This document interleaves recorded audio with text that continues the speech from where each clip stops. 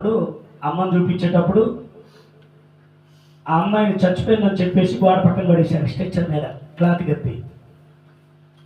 నేను అప్పుడే హాస్పిటల్కి వెళ్ళాను. వీళ్ళందరూ ఏడుస్తున్నారు మన ఎంపీ బంజారాలో, మన బంజారా బిడ్డలు. ఏంటమ్మా ఏం జరిగిందంటే, అమ్మాయి చనిపోయిందయ్యా, వయసు పిల్ల, అబ్బాయికి సంవత్సరం ఉన్నారా, అమ్మాయికి 2 సంవత్సరాలు. అయ్యో ప్రభువా, ఇలాగెందుకు జరిగింది తండ్రి అని చెప్పి నేను బాధపడ్డాను. బాధపడి దగ్గరికి వెళ్ళేసి ఆ క్లాత్ తీసి అమ్మాయి మొఖం చూశాను. మీరు నమ్మండి నమ్మకపోండి, ఇప్పుడు నౌస్టిల్ మా చర్చి పక్కనే వాళ్ళ ఇల్లు. అమ్మాయి పేరు సునీత. నేను ఎప్పుడైతే క్లాత్ ఇలా తీశానో అమ్మాయి కళ్ళు తెరిచి నాకేం చూసేసింది.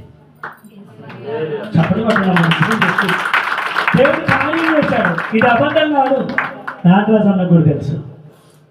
ఆ బిడ్డ మీ చేతులు ఇచ్చి, తండ్రి ఈ బిడ్డను మీరు బ్రతికించండి. ఆ తల్లిదండ్రులు ఎంతగానో దుఃఖపడుతున్నారు. చిన్నపిల్లలు అంటున్నారు కదా తండ్రి, ఆ తల్లిదండ్రులు చేసిన పాపం పిల్లలకు రావద్దని నీ బిడ్డ కానీ ప్రార్థన చేస్తున్నానయ్యా అని చెప్పి ఆ బిడ్డ మీద చేతులు ఇచ్చినప్పుడు ఆ బిడ్డ కళ్ళు తెరిస్తే అందరూ వచ్చి నా దగ్గర నిలబడ్డారు. నా దగ్గర వాళ్ళు ఎందుకు నిలబడ్డారు నాకు ఫస్ట్ అర్థం కాదు. వాళ్ళందరూ నా వెనకొచ్చి నిలబడేటానికి నాకు ఒళ్ళు గగ్గులు పొడిచినాయి. ఒకటి అంటున్నారు, ఇట్లా చేయకుంది, ఎవరు మీకు అర్థమై ఉంటుంది ఈ పాటకి. వాళ్ళని అసలు నువ్వు ఏ టైప్లో టార్గెట్ చేశారో ఏమర్థం చెప్పండి. ఎవరండి అమ్మాట చెప్పింది? దేవుడికి స్తోత్రం చెప్పండి. ఎందుకంటే నా గడ్డం బాగుంటుంది. మొన్న ఆపరేషన్కి పోయాను కదా, ఆపరేషన్ పోయే రోజు గడ్డం తీసిపోయాను అనమాట. హెడ్ బాత్ చేసి తలస్నానం చేసి గడ్డం తీసేసుకోవాలి. ఎందుకంటే కళ్ళు ఆపరేషన్ చేసినప్పుడు ఇన్ఫెక్షన్ కాకూడదని. నాకు ఇప్పుడు గడ్డం ఉంటుంది. నన్ను చూసి ఉంటారు, కాకపోతే గడ్డం లేదు కానీ గుర్తుపట్టట్లేదు. వెంటనే వాళ్ళ దగ్గరికి రాగానే నా ఒళ్ళు చందరిచ్చేసింది. అయ్యి బాబోయ్, వీళ్ళు ఏమైనా చేస్తారా ఏంటని. ఎవరు నువ్వు అన్నారు. అయ్యా నేను పాస్టర్ గారినండి, ఖమ్మం అది. మా అమ్మగారి బాగాలేకపోతే తీసుకొని వచ్చాను, ఈ బిడ్డ బాగలేదని చెప్పారు, ఏదో నా వంతుని ప్రార్థన చేద్దామని వచ్చానండి అన్న భయపడుతూనే. ఓ పాస్టర్వా అంటే ఇంకేమనుకున్నారా ప్రభు. వెంటనే భయం అయింది. తండ్రి నీకు స్తోత్రాలు. ఆమెని హైదరాబాద్ తీసుకెళ్ళాలనుకుంటున్నారు. వాళ్ళ భర్తతో, వాళ్ళ తండ్రితో, వాళ్ళ తల్లితో, వాళ్ళ అన్నదమ్ముతో. నేను చెప్పిన మాట ఏంటంటే, మీకు నమ్మకం ఉంటే ఆ అమ్మాయిని తీసుకొచ్చి మా మందిరంలో పడుకోబెట్టండి, చనిపోతే నాది గ్యారంటీ. దేవునికి స్తోత్రం చెప్పండి అని చెప్పి నేను వాళ్ళకి చెప్పి నా విజిటింగ్ కార్డు ఇచ్చాను. నేను ఇంటికి వచ్చిన 10 నిమిషాలలో నా ఆయన ఆటోలో తీసుకొని వచ్చాను.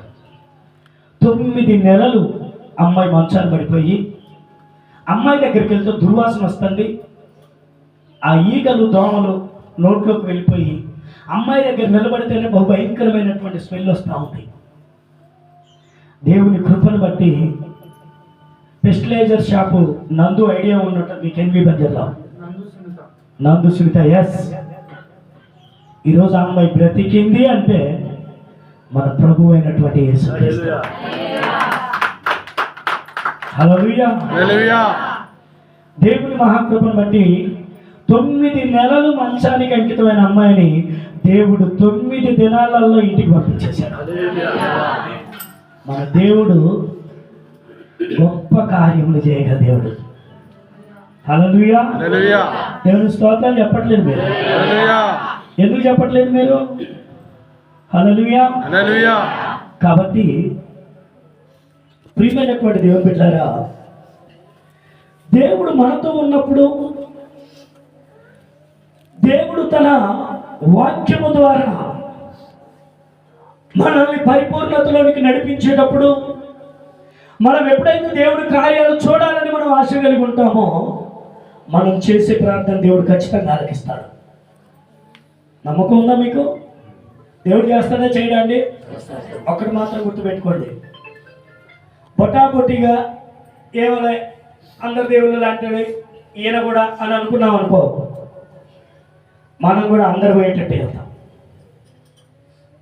లేదు, ఈయన గొప్ప దేవుడు, ఈయన మాత్రమే చేయగలడు అని అంటే మనం మాత్రమే పరలోకానికి వెళ్ళిపోతాం. దేవునికి స్తోత్రం. పరలోకం వెళ్ళాలని ఉందా మీ అందరికీ? అక్కడ ఏముంటాయి?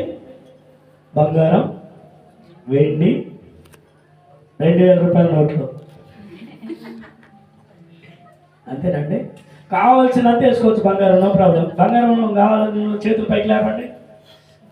మీకు వద్దు అయితే, నాకు కావాలి. తమ్ముడిని పెళ్లి కావాలి కదా, ప్రభువుని అడిగి పంపించేద్దాం. దేవుని స్తోత్రం. మనకు కావాల్సింది ఏంటి అంటే, ఈ లోకంలో ఉన్నప్పుడు మనం పోరాడి గెలవగలిగినటువంటిది ఏదైనా ఉంది అంటే మనం సంపాదించుకోబోయే పరలోకం మాత్రమే. హల్లెలూయా, హల్లెలూయా. రెండవదిగా అబద్ధపు బ్రతుకులు. ఏంటట? రెండవదిగా అబద్ధపు బ్రతుకులు. అదే హోషేయ గ్రంథం 7వ అధ్యాయము 13వ వచనాన్ని మనం చూస్తే, వారికి చెర కలుగును, వారు నన్ను విసర్జించి తప్పిపోయి ఉన్నారు, వారికి నాశనము కలుగును, వారు నా పైన తిరుగుబాటు చేసి ఉన్నారు, వారికి క్షయము సంభవించును, నేను వారిని విమోచింప కోరి ఉన్నాను, వారు నా మీద అబద్ధ. హల్లెలూయా. ఏం చెప్తున్నారట వాళ్ళు? ఏం చెప్తున్నారట? దేవుని మీద అబద్ధాలు పలుకుతూ ఉన్నారు. ప్రియమైనటువంటి దేవుని బిడ్డలారా, అదే ఎన్వి బంజర్లో రంగి రామకోటి అని ఇద్దరు వచ్చారు. ఆ అమ్మాయి పక్షవాతం లాగా వచ్చేసి 2 కాళ్ళు పడిపోయినాయి. ఇలా నేల పాకుతూ ఉండేది. దేవుడు సునీతాన్ని బతికించి